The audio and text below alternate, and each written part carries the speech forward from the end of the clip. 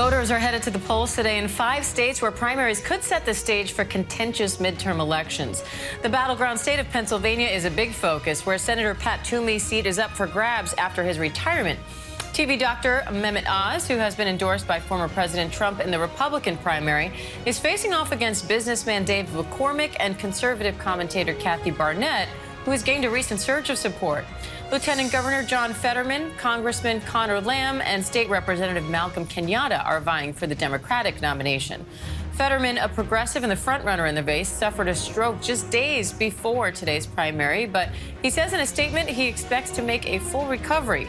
Let's bring your senior Washington reporter, Devin Dwyer, in Pittsburgh, along with ABC's Alex Perche in Philadelphia for more on this. Alex, Dr. Oz has Trump's endorsement, but Kathy Barnette has some momentum despite a controversy over her marching in Washington, D.C. on January 6th. So what are you hearing from voters? Well, Diane, what's interesting is, this is going to be we expect it to be an incredibly tight race between the top 3 Republican candidates for the Senate here in Pennsylvania. But one of the things that we've heard anecdotally just in talking with some of the Republicans here in Philly is less so a concern about endorsements and more of a concern about specific issues. Take a listen. How are you registered? Do you mind me asking?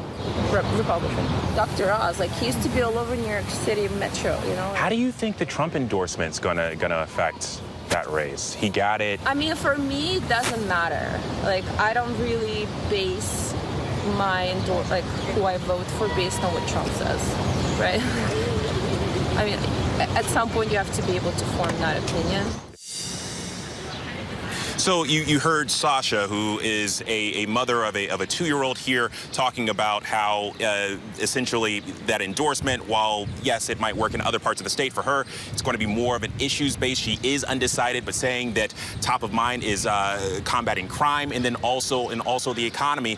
But Diane, I also want to pivot back to, you were talking about Kathy Barnette and certainly these images that have surfaced. ABC verifying these images shared first by an independent researcher of Barnette marching towards the Capitol on January 6th. Now, Barnette has denied any connection to the Proud Boys, but certainly today, the day of this primary, that is something that we're hearing a lot of people talk about as well. Now, Devin, President Biden beat President Trump in Pennsylvania in the 2020 presidential race, but not by a huge amount. So how are Democrats working to try to hold on to that advantage?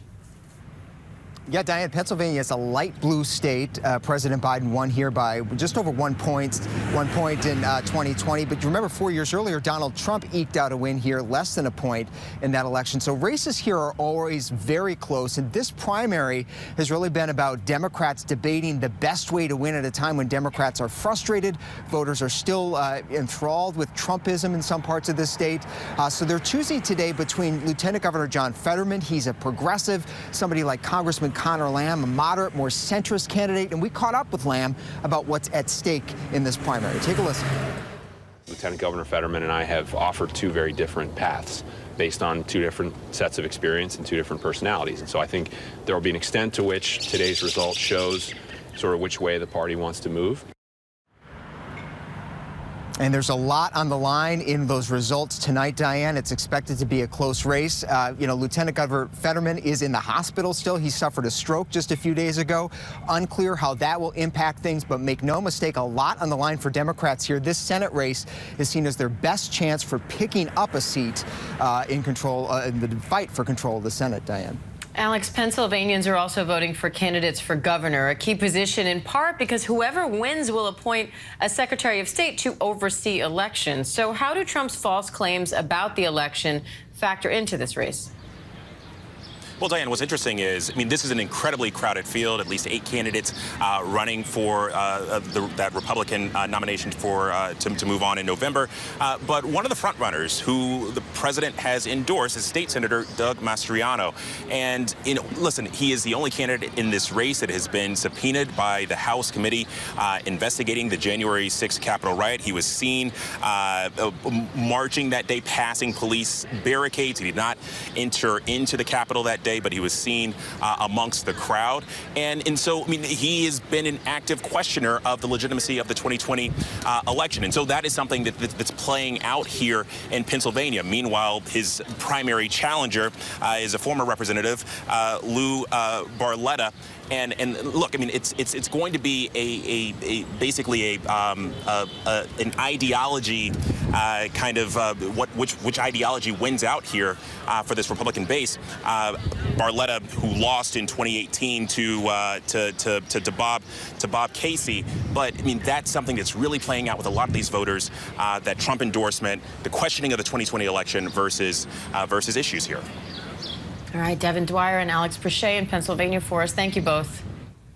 And for more information on the midterms and all things politics related, you can scan that QR code in the lower right corner of your screen. We will have the latest on the 2022 primaries.